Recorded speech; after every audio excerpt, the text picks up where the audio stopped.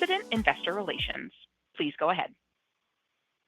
Thank you. Welcome to EA's fourth quarter and fiscal year 2025 earnings call. With me today are Andrew Wilson, our CEO, and Stuart Canfield, our CFO. Please note that our SEC filings and our earnings release are available at ir.ea.com. In addition, we have posted detailed earnings slides to accompany our prepared remarks.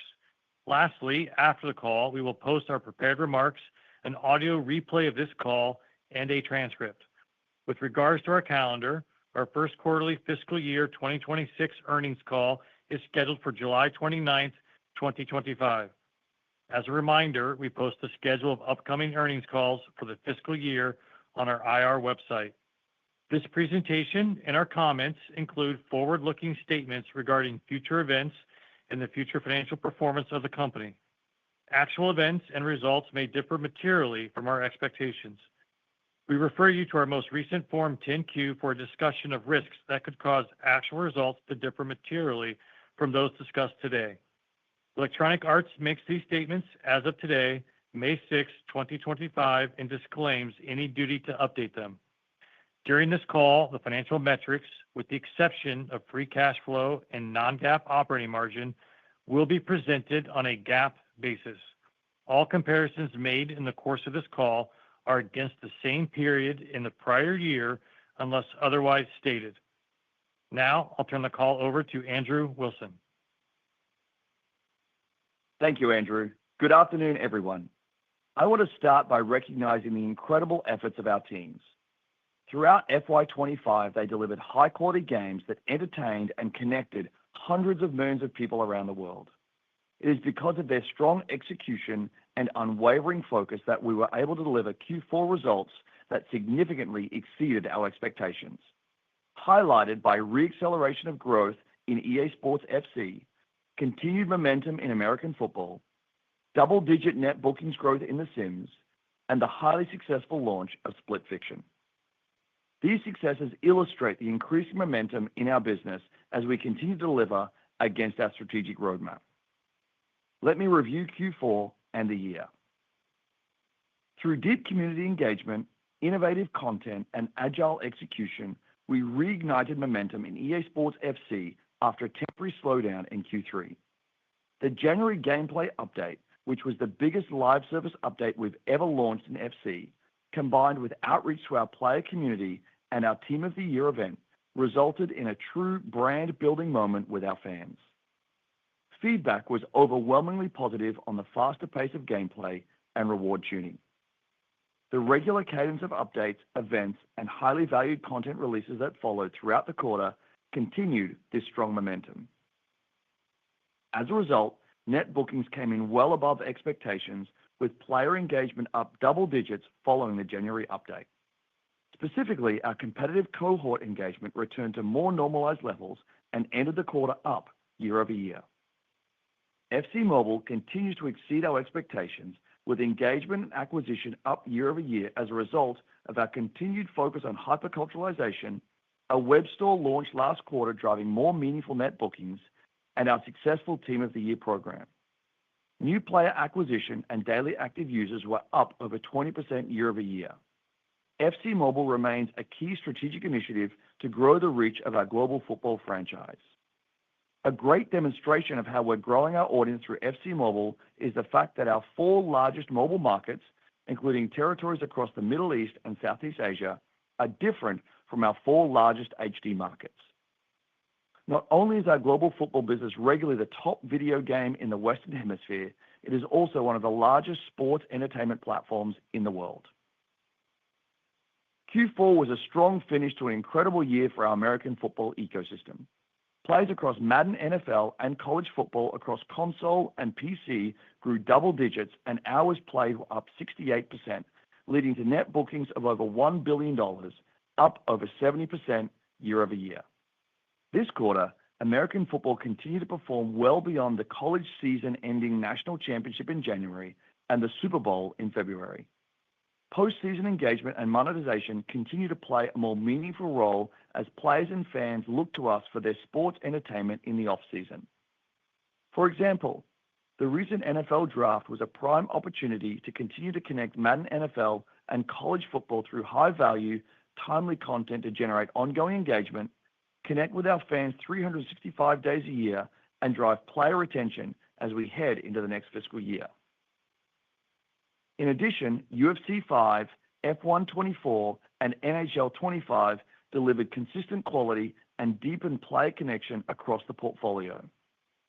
The EA Sports app, currently in soft launch with La Liga in Spain, is delivering positive early indicators of engagement and retention, reinforcing our vision to grow into the world's leading interactive sports platform. Looking ahead, we plan to broaden our reach into additional markets with new strategic partners while steadily enhancing the app experience through expanded features and more personalized content. Our focus remains on driving daily engagement, fostering community interaction, and supporting long-term global growth. We have a number of unique opportunities to expand reach for EA Sports. For instance, FC Mobile will play a key role in deepening player engagement, starting with a recently announced partnership with Apple and MLS around integrated streaming and cross-platform fandom, with the first match streaming next week. EA's always-on experiences and real-time responsiveness truly demonstrate the commitment of our teams and the resilience and structural advantage of our business. Nowhere was this more evident than in our sports franchises across Q4. Titles like EA Sports FC and Madden NFL align with the rhythm of global competition, keeping fans connected year-round. This led to the biggest net bookings year ever for EA Sports. FY25 was also a pivotal year for our entertainment pipeline, setting up a significant period of growth and innovation for EA, our players, and our fans. As we celebrated the 25th birthday of The Sims, the franchise delivered double-digit year-over-year growth in net bookings in Q4. This growth reflects successful player re-engagement and the continued impact of our strategy to expand the global audience and elevate community connection. Highlights included the release of a new expansion pack, Businesses and Hobbies, the return of The Sims 1 and 2, and the release of creator-made kits. This marks the best fourth quarter net bookings performance for the franchise ever and paves the way for our continued expansion of the Sims universe over the next several years. Q4 also saw a strong launch of a new IP in Split Fiction from Hazelight Studios. This incredible title overperformed our expectations, captured global attention, and to date has reached nearly 4 million units sold. This success is proof that shared experiences, paired with great stories and varied gameplay, have the power to break through and capture the imaginations of people around the world. This quarter was a strong finish to a pivotal year where we acted decisively, realigning resources, managing costs, and focusing on our biggest opportunities. We took important learnings from Q3 to sharpen our operational discipline, strengthen execution across the business, and deliver long-term value for our players, communities, and stockholders. As we look to the next 2 years and beyond, we are positioned for strong growth driven by expansion across our live services, new game launches, and building global fandom through new experiences. In FY26, we are launching 2 of our most iconic franchises, Skate and Battlefield. Built as a dynamic live service, Skate is designed to grow alongside its community, offering new ways to express creativity, style, and progression over time. With early access planned for FY26, we're focused on delivering a fun, authentic foundation that we can build on for years to come. Turning to Battlefield, we're taking a modern player-first approach to building, testing, and marketing this next-level experience. Through Battlefield Labs, the biggest playtesting initiative in franchise history, we're engaging players earlier and more meaningfully than ever before, testing at scale and validating core gameplay experiences to deliver something truly special for our players. Through our play sessions with a core group of Battlefield players across Europe and North America, we've completed thousands of hours of gameplay, and the response has far exceeded expectations. Over 600,000 players have signed up for Labs to date, alongside an amazing 350 million views of the Battlefield content since our announcement. Based on this incredible global demand, we're expanding the labs by inviting more players across Europe and North America and will begin to include Asia. This marks a key milestone as we prepare for a full worldwide launch. Backed by the largest Battlefield team in our history and grounded in community collaboration, we remain firmly on track for an FY26 release with a major global reveal later this summer.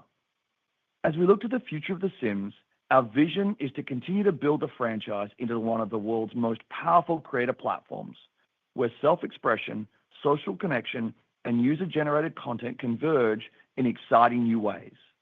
In FY26, we will continue to empower a new generation of creators and players to shape culture, community, and commerce through The Sims like never before. Looking further ahead, we plan to transform the franchise into a unified ecosystem across games, marketplaces, and social spaces. We also believe there are more record years to come for EA Sports. The immense opportunity around our global football and American football franchises is that these real-life sports are growing in popularity every year, giving us an inherent multiplier of the total addressable market. This is a unique advantage for us to naturally grow our core player base while greatly expanding our audience. Across FC, Madden NFL, and college football, we will continue to focus on our unrivaled core gameplay through innovation and bold moves, like the recent acquisition of TreyCap, that we expect to progress how we deliver more authentic, immersive gameplay than ever before. As we look to expand our audiences, we will use this data to build new ways to play, more ways to connect, and empower our players with new tools to create and share. Over the next several years, you should expect more milestone moments as we work to engage our football fans through EA Sports FC, Madden NFL, and college football. Our relaunch of College Football 25 was only the first step in this multi-year growth strategy for American football. For example, this experience grew our audience by adding over 5 million new fans to the ecosystem. Looking ahead, our deeper integration between Madden NFL and college football is setting the stage for a unified, massive online community. Our American football ecosystem is following the playbook of our hugely successful global football franchise, positioning it for long-term success. In global football, we've already achieved milestone growth with FC Mobile and FC Online, two key drivers expanding our global reach. Looking ahead, the 2026 World Cup represents a major acquisition opportunity and the next defining moment for the franchise, rooted in deep social connection. All of this gives us confidence in the long-term success of our biggest sports franchises. Across our sports portfolio and beyond, we are on track to deliver growth through new experiences, deeper integration across platforms, more robust community creation tools, and the EA Sports app. I also want to take a moment to talk about how AI is powering our future. We view AI as a powerful accelerator of creativity, innovation, and player connection. Across our teams, we're investing in new workflows and capabilities to integrate AI to enhance how we build, scale, and personalize experiences, from dynamic in-game worlds to delivering authentic athlete and team likenesses at incredible scale. Our developers are using AI to push the boundaries of what's possible in design, animation, and storytelling, helping us deliver deeper, more immersive gameplay. This is about amplifying the power of this technology to unlock new possibilities for the future of interactive entertainment. Now I'll turn the call over to Stuart for a deeper look into the quarter and our business. Thanks, Andrew, and good afternoon, everyone. FY25 was a year of focused execution as we prioritized our highest impact initiatives and continued realigning our investments around our long-term growth framework. That focus was particularly evident in our fourth quarter, where we saw accelerating momentum heading into FY26. Q4 outperformance was driven by exceptional execution from our EA Sports FC teams, with the January gameplay update and targeted community-driven tuning. This resulted in a significant rebound in engagement and monetization. Combined with sustained strength in American football beyond the end of the season and the breakout success of Split Fiction, we expanded margins, generated strong free cash flow, and returned over $1 billion to stockholders through our enhanced repurchase program and dividends. This performance reinforces the execution of our teams and the resilience of our business model and resulted in a strong close to FY25. Turning to FY25 results, we delivered net bookings of $7.36 billion, down 1%. Our expanded American football ecosystem surpassed $1 billion in net bookings, up over 70% year over year. Growth was offset by impact from slate timing and softness in Apex Legends.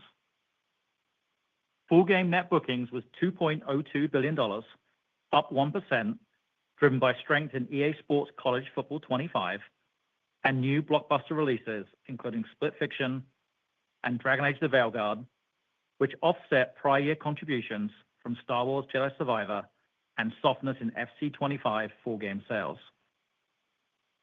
Live services net bookings was $5.34 billion, down 2%, reflecting an approximate 4-point headwind from Apex Legends, in addition to an approximate 3-point headwind from the December and January softness in FC Ultimate Team. These headwinds were partially offset by the strength of American football. Moving to our GAAP results, we delivered net revenue of $7.46 billion, down 1%. Cost of revenue decreased by 10% to $1.54 billion, driving a gross margin of 79.3%, an improvement of nearly 200 basis points, driven in part by lower licensing fees. Operating expenses were $4.4 billion, up 2%, with increases in people costs largely offset by cost savings in other areas of the business. Our earnings per share was $4.25. We delivered our second highest fiscal year operating cash flow result of $2.08 billion, as the business continues to be a strong generator of cash. Capital expenditures was $221 million, resulting in free cash flow of $1.86 billion. For the year, we returned 145% of our free cash flow, or $2.7 billion, to stockholders through our accelerated stock repurchase program and normal course buybacks and dividends. Please see our earnings slides for further cash flow information.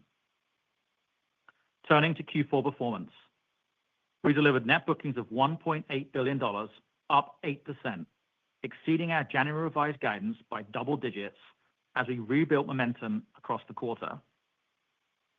Full game net bookings were $384 million, up 48%, driven by the successful launch of Split Fiction, with units sold nearly double our expectations.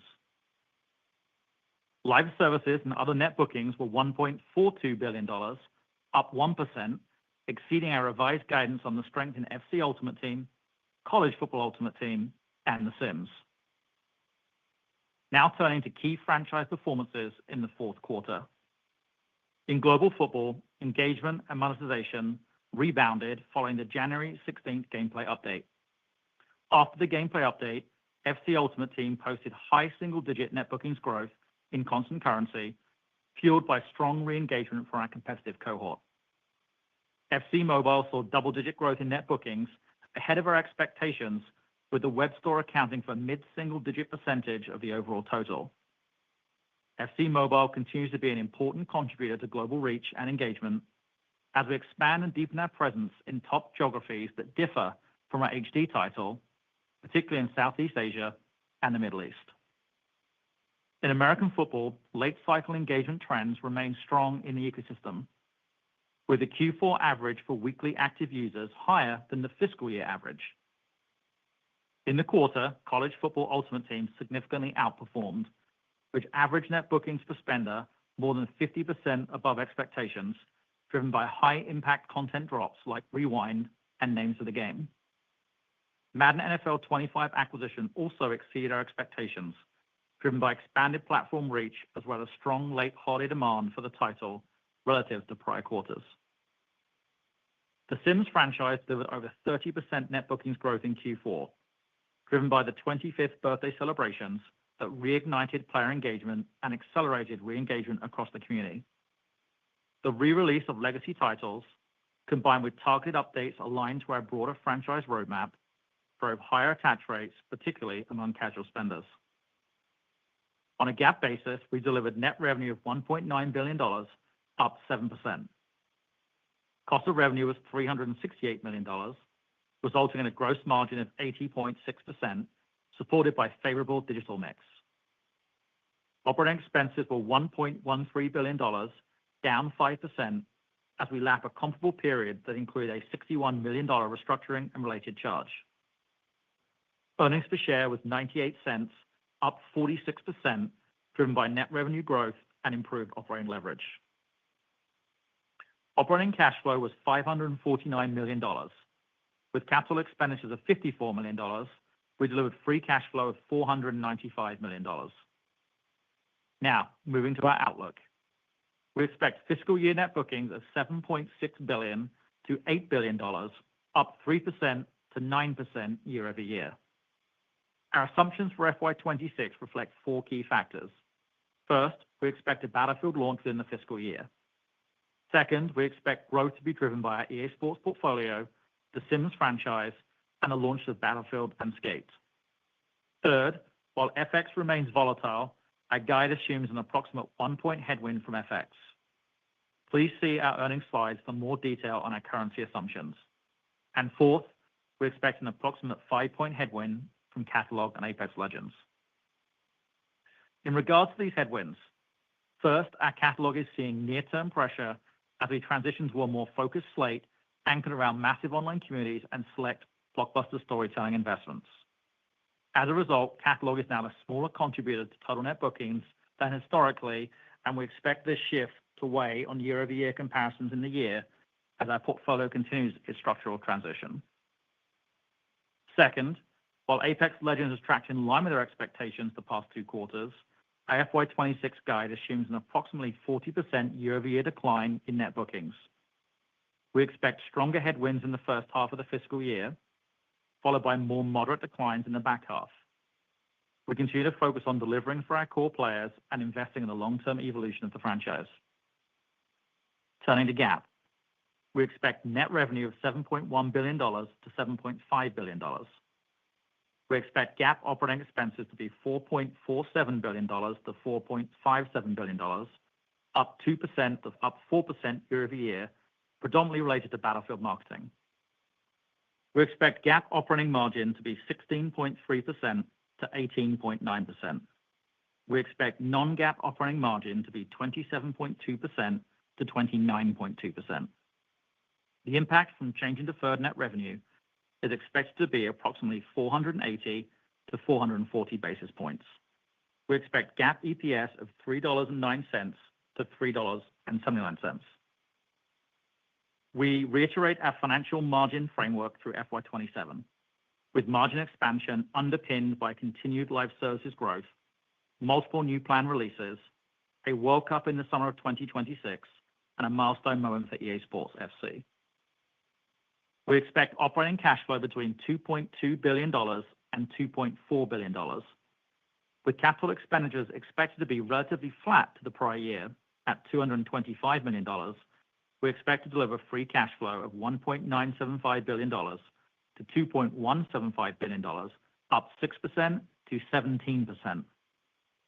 We remain committed to a strong return of capital program, with our goal to return at least 80% of free cash flow with stock repurchases and dividends through FY27. Now turning to our Q1 guidance.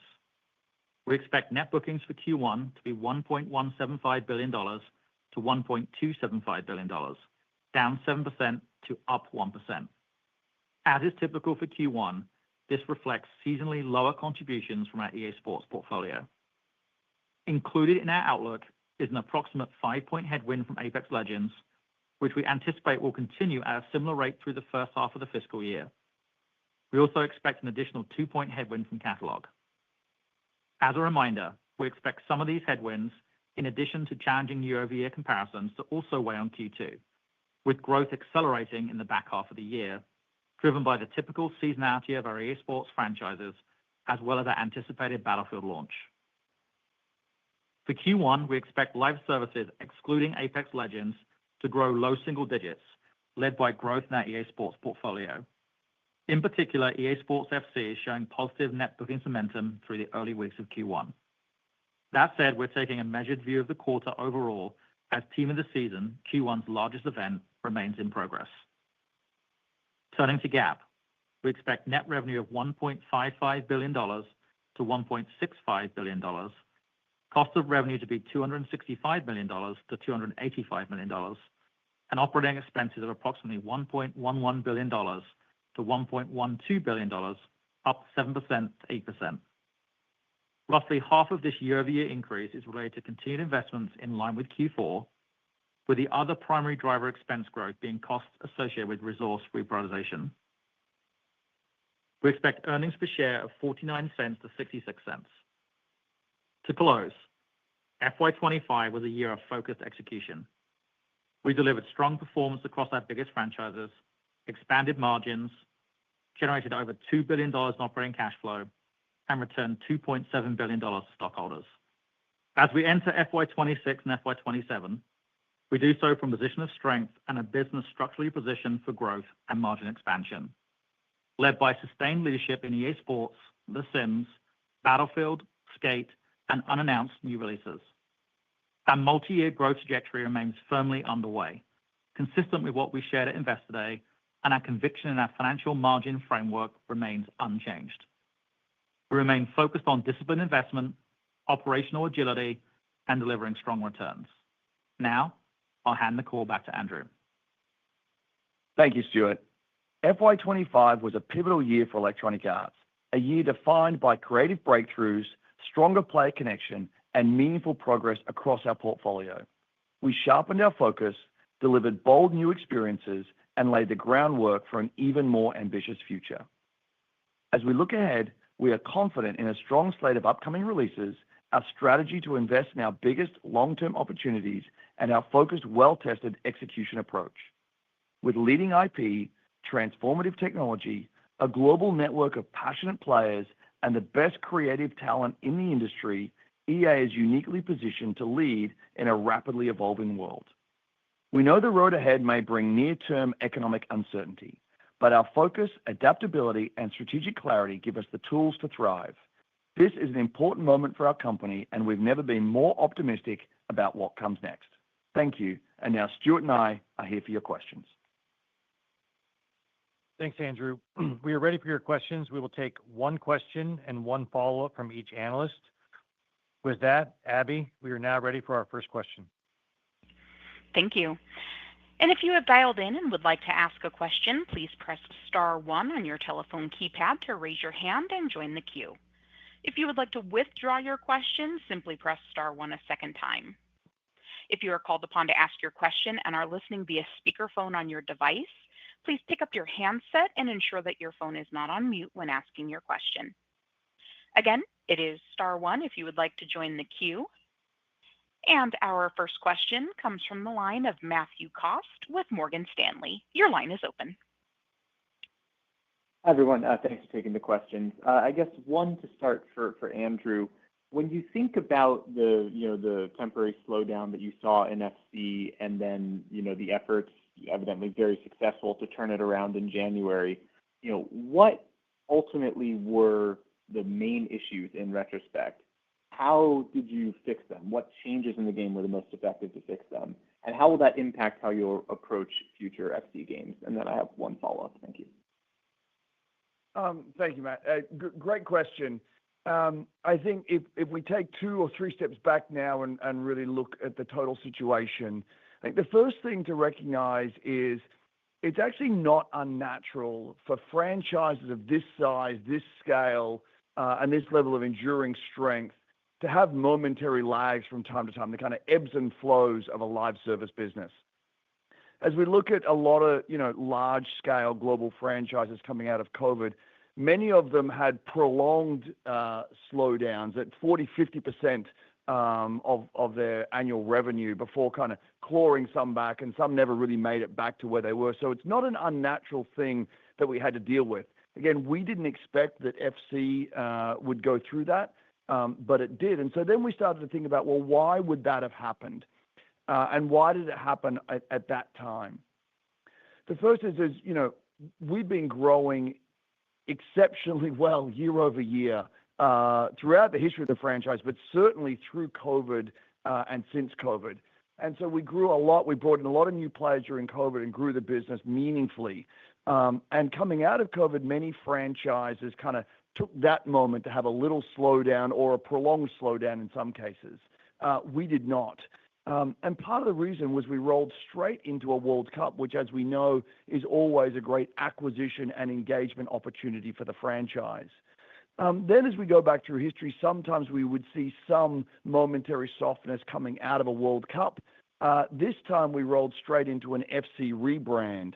And that was, a very large concerted effort across the entire franchise, both in the context of development, in the context of marketing, and in the context of the partnerships that we were working through and working with to relaunch our football franchise under our own brand, EA Sports FC.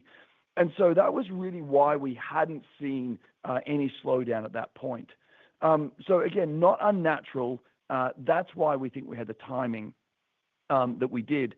Then it came down to, what was really driving it. And there was two things. We've talked about this a few times since then, but there were really two things. One was, given how many new players we'd brought into the franchise over the preceding 3 years and the level of engagement we had driven, we didn't see the same migration track from the outgoing title to the incoming title. The good news for us at that time, of course, was that we weren't losing people out of the ecosystem. They just weren't moving from FC24 to FC25 at the same rate they had in the past, or certainly at the same rate that we had seen early in the launch window. The second piece was, as our core cohort, our core competitive cohort, got deeper into the game experience, they started to give us feedback that it was more defensively tuned than they would otherwise like. And some of the score lines that we're seeing and some of the gameplay tactics that were being used weren't conducive to the kind of outcomes that they typically would be looking for in their highly competitive play. Again, this wasn't across the entire cohort of the game.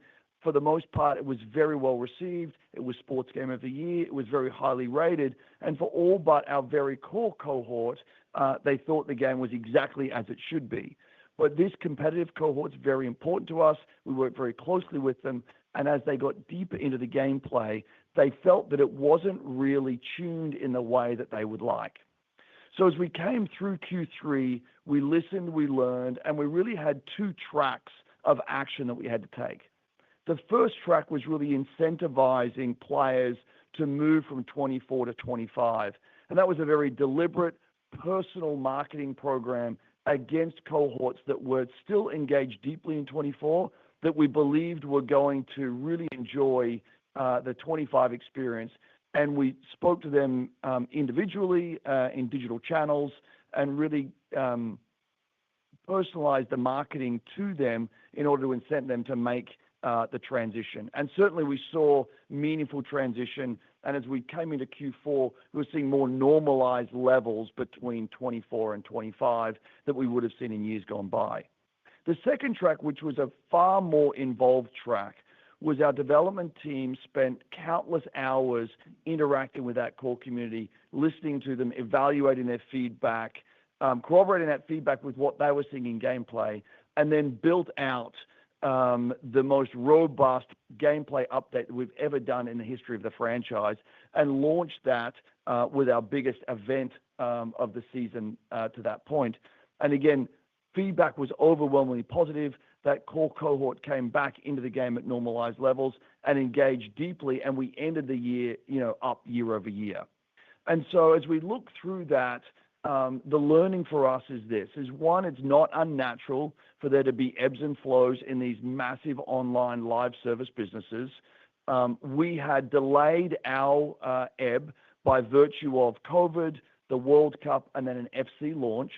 The second thing is that as we've done that, we need to make sure that we're working very closely with our core cohort and marketing to each of the cohorts individually to ensure they understand the benefits of the incoming title. As we look into our FY26 launches, you should imagine that not only will we be working very, very closely with our core cohorts around the tuning and balancing and polishing of the game. We also took a lot of learning with how we incentivize players to move from one year's version to the next year's version. And certainly we come out of Q4 with incredible momentum, and we come into FY26 feeling very good about the future of the franchise at this scale. Great. Thank you. And then, Stuart, if I could ask about some commentary in the press release. There's a comment in here about continued growth in live services and the launch of some new non-annual titles in fiscal 27. Is that consistent with the long-term growth profile that you shared during the Investor Day in September, where you expected to consistently outperform the video game market? Yeah, I think the commentary and the prepared remarks is really to help continue unpack the conviction we have in the framework we put out for Investor Day, and give a little bit more context and layering behind the various components and pieces. I think if you see the FY26 and the guidance we just put out, you can start to see the power in the model that we have today. As you look at margin expansion capability, the cash flow numbers +6 to +17, what you see there is us continuing to build out how we drive growth in both components, both on the top line through growth and that continuing through our core business, so our live service, massive online communities. And secondly, you want to be clear that obviously inside of that, between 26 and 27, will also be additional titles from our pipeline. But yes, to our point, we've reiterated, remain on track for the margin framework that we laid out back on Investor Day. Great. Thanks so much. And our next question comes from the line of Eric Sheridan with Goldman Sachs. Your line is open. Thanks so much for taking the question. Maybe I can ask a two-parter on Battlefield. Given the approach you took to sort of have the game out in the community, sort of in a beta test over multiple quarters now, what have been some of the key learnings about how to position Battlefield for creative and commercial success? And how would you compare some of those learnings to prior versions of the games and what you might have learned from bringing the game to market in prior years? And the second part would be, is there any way to identify how to think about the growth investments behind Battlefield that may be aligned with the title's launch in the fiscal 26 guidance, just so we can line up elements of supporting growth against the potential for the franchise? Thank you so much. Let me take the first part of that, and then I'll hand it off to Stuart for the second part. This Battlefield, as we've said many times, is the biggest Battlefield we've ever made. And of course, you would expect us to say that, but we've certainly had the biggest team behind it, and we've given them as much time as they need to get to real quality aligned with our core Battlefield community. If you go back through our Battlefields all the way back to Battlefield 4, I might argue that we've released incredible games every time. They've always been high quality. We've always worked closely with the community, but we haven't always worked as closely as we should have. We haven't always really worked to help them understand the things that we're building and for us to understand the things that they really want out of a Battlefield. We know that when we get it right, Battlefield is a giant franchise and often the biggest shooter in the year.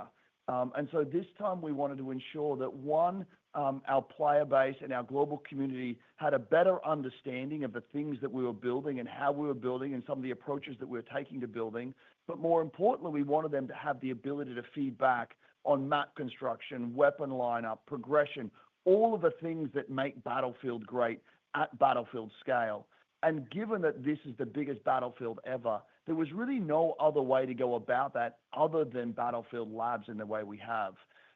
And I would tell you, we've been overwhelmed by the feedback, not just the positive feedback that our players are giving us around what we're doing, how we're doing it, the scale and nature of what we're doing, but also just their willingness to deeply engage with us through this process. Hundreds of thousands of people have weighed into this and really given us feedback that is going to help us tune and balance this incredible scale game. And as we move into the next phase, we'll start to open up to a wider audience, bringing in more across North America and Europe and starting with Asia. And so again, this is all about two things. One is helping our community understand the nature of the things that we're building, but more important, have us understand the things that they want out of this game and ensuring we're tuning and balancing and polishing in a way that is aligned with their expectations. And we know when we get that right, the opportunities is incredibly large. All right, to your second question, we think about unique investments this year versus last year and how we think about growth investment around Battlefield. We called out, obviously, our OPEX structure this year remains flat outside of the go-to-market cost of Battlefield, which are obviously unique versus the prior year. As you know, we expense as we go. So predominantly the R&D incremental this year is slight versus material, which is just costs that continue to increment themselves as we get closer to some aspects of game development that come later in the cycle as we release. You should also assume that we continue to invest behind the product post-launch, which will be incremental in the year. But overall, I would focus you that the biggest change year over year is the go-to-market cost, which we've called out as the only dominant driver investment structure for us. Outside of that, we've managed to continue to reallocate, continue to be disciplined in how we capture costs against our product and our strategy, and we'll continue to do so quarter over quarter. Great. Thank you. And your next question comes from the line of Doug Creutz with TD Cowen. Your line is open. Hey, thank you. I just wondered if you could talk a bit about how to think about American football in the coming year. Obviously, college football 25, you had a huge amount of pent-up demand, and that could create a tough comp depending on a lot of things. But just how are you guys thinking about the puts and takes for that franchise's fiscal year and how to think about potential growth? Yeah, I'll start just in terms of an overarching strategy for American football, and then I'll let Stuart kind of lean into more in the forecasting and projection. The good news for us is American football in the context of both NFL and college continues to grow in both fandom and engagement broadly. And so our expectation is that overall the sports will grow, and typically where we deliver in line with fans' expectations, we have the benefit of that growth, and that acts as a multiplier for us. And we certainly expect that in the context of American football on a go-forward basis.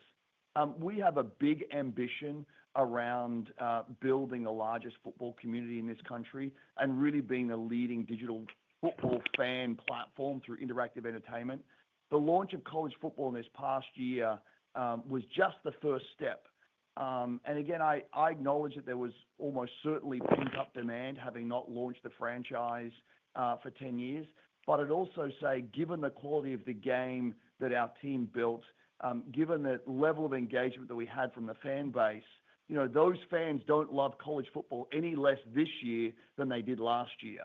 And certainly as we look forward now to building much deeper connection between college and the NFL product this year, and then building out much bigger social ecosystems around the combined franchise in future years, our expectation that we will continue to grow this business in line with the growth of the sport and benefit from the ongoing uptake of young fans with interactive entertainment. And Doug, to your Great, second thank part you. of your question, you should think that we've been pretty prudent and balanced for many of the reasons that kind of you outlined and Andrew built on.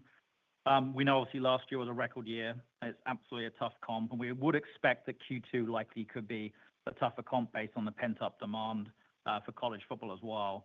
We also expect to continue to build on learnings, and given it's year two, how do we see the mix play out between the titles? How do we think about the incredible service that we saw continue for college and the opportunity for that next year? So overall, in the guidance, as is general across the entire guidance for the fiscal year, we've been pretty pragmatic and balanced. But to Andrew's points, expectations both this year and beyond continue to drive growth through this franchise. Great, thank you. And our next question comes from the line of Chris Schoell with UBS. Your line is open. Great, thank you. Maybe a two-part question. Appreciate you're now guiding in a very dynamic macro environment. To the extent the economy does soften, what areas of your business do you believe are most macro sensitive, and any learnings from history that you would point to? And second question, we've seen your peers announce games at higher price points. How do you think about the pricing power for your own IP, and could we see you take a similar approach with your own key franchises going forward? Thank you. Great questions. The first on the macro, I think, having been in this company now for 25 years, I've had the great fortune of navigating many twists and turns in the macro environment. What has typically been the case is our industry, and in particular our company, and more specifically our biggest franchises, have not been immune, but they've been incredibly resilient through even macro challenging times. Typically, we've seen our biggest franchises perform very well, and there's really good reason for that. Entertainment is a fundamental human need. It's been with us since the beginning of time. At this point in time, our form of entertainment is the first form of entertainment for much of the global population, and that grows every year as our industry continues to grow. And we represent incredible value. When you think about the amount of money a game costs, the amount of money it costs to extend and enhance that over the course of 365 days of play, it still represents incredible value to get that entertainment fix. And so while we're always prudent and pragmatic and thoughtful as we navigate macro uncertainty, we do believe that if we continue to deliver, incredible entertainment experiences, we continue to invest behind our biggest franchises that, remember, aren't just about entertainment, but are also about connection. This is where people spend their best time with their best friends, where they connect with them every day to enjoy their best moments of the day. That, even in a world where we may not be immune from a meaningful macroeconomic downtime, we do believe that we will be resilient, and we do believe that we can grow over the course of time through that. In terms of pricing power, again, our business is very different today than it was even just 10 years ago. In a world where everything we did 10 years ago was about selling shiny discs in plastic boxes in retail shelves, well, that's still a part of our business. It's a significantly smaller part of our business. And we now have pricing represented everything from free to play all the way to deluxe editions and beyond. At the end of the day, whether we're doing something that costs $1 or we're doing something that costs $10 or we're doing something that costs $100, our objective is always to deliver incredible quality and exponential value for our player base. And what we've discovered over the course of time is whether we can marry quality and value together, our business is strong, resilient, and continues to grow. And Chris, just to close quickly, from a guidance perspective we put out, we have reflected no changes in our current strategy at this point. Great. Thank you very much.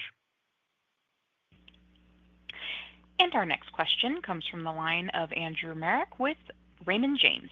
Your line is open. Thank you for taking my question. Now that the big major expected release has moved out of fiscal 26 in the industry, I guess, how do you see the rest of the gaming industry positioning potential releases over the next few months? And how does that impact your thoughts on the competitive landscape for the Battlefield launch window and subsequent performance expectations? I'm not sure I can comment on the rest of the industry and their launches or launch timing, other than to say, typically today, games take many years to build and develop. And it's unlikely that if you weren't already ready to launch in this window, it may be hard to get ready and take advantage of what might be otherwise a less competitive window than we may have anticipated earlier. Relative to Battlefield, what we have said all along is we've been building towards a window that we thought made the most sense for Battlefield, but we wouldn't launch into a window that we thought truncated the value that we've invested into the franchise or the value that we think our players will derive from it once they jump in and start playing. I think now, without going too far, we believe that window is clearer than it was before, and we feel very good about launching Battlefield in FY26.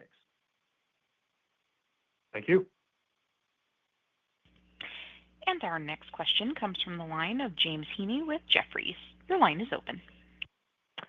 Great. Thanks, guys, for taking my questions. Maybe, Stuart, you're guiding to some fairly impressive operating leverage in fiscal 2026. Can you just talk about what's specifically driving that and if there's anything in particular you'd want to call out? And then I had a follow-up for Andrew. Yeah, thanks, James. I think it's what we alluded to before, and we were trying to indicate through the Investor Day. It's really the power of incredible IP at scale through a massive online community construct like Battlefield, also bringing Skate. And the ability for us that we've been carrying the cost of Battlefield, the multiple studios over a 4-year period already within the P&L. So you start to bring these IP to scale and get to market, we get to accelerate the top line at incredibly high margins. So that owned IP, Battlefield, for instance, has a high PC penetration. So both of those enable us to get meaningful leverage from the business. We've also continued to be very disciplined around our investment structure. We've been deliberately continuing to make decisions on a regular basis that reallocate and reprioritize capital in service of our strategic growth model. You can see that as we continue to hold that investment structure, which we appreciate has been a headwind over the last 2 or 3 years, now you're starting to see that investment structure pay up in the growth and, importantly, the leverage of the business. And you should think that if we continue to have strength and expand beyond that guidance range, you'd see that leverage continue. And it's not that disaligned from the cash that I just talked to earlier on the question on the call, where you get +6 to +17% as an incredible alignment and proxy that you see in terms of how we get growth across the business. So that is the power of the model we have. It's the virtue of expensing investments along the way. But most importantly, it's the IP, the own licensed state of those, and the scale through service we can bring against them. That's helpful. And then, Andrew, could you just talk about how you're planning to market Madden versus CFB this year, along with the MVP bundle? Just interested to hear your perspective on how important overall bundling is for your sports strategy going forward. Thank you. I think what we recognize is that there is a great many fans who love both college football and the NFL, and this is an opportunity for them to participate in both. It was a very successful bundle last season. At one time, it was one of the most. We had Madden in the top 10, and we had college, and we had the bundle. Our expectation is that this year there will also be a number of players, maybe even more players, that choose to jump into both college and the NFL. And we will look to provide that opportunity for our player base. Otherwise, we'll continue to drive Madden, we'll continue to drive college. But remember, the biggest part of our overarching strategy here is to build out the largest American football fan community in this country and be the leading digital football fan platform.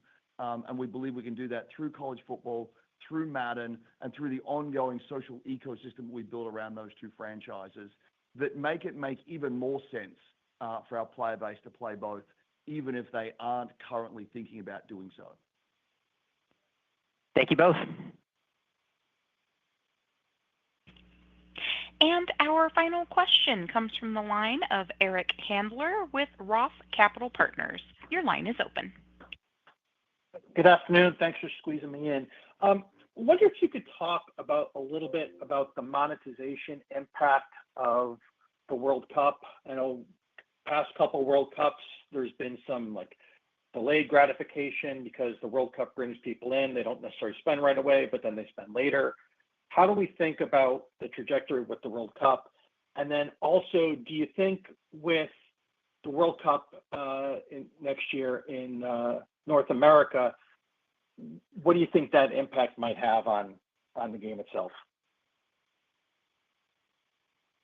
Thank you for the question. Again, we've seen different outcomes of the World Cup over many, many World Cups, and having been deeply involved with what was our FIFA franchise and our UFC franchise since 2004, I've seen many, the full spectrum of outcomes.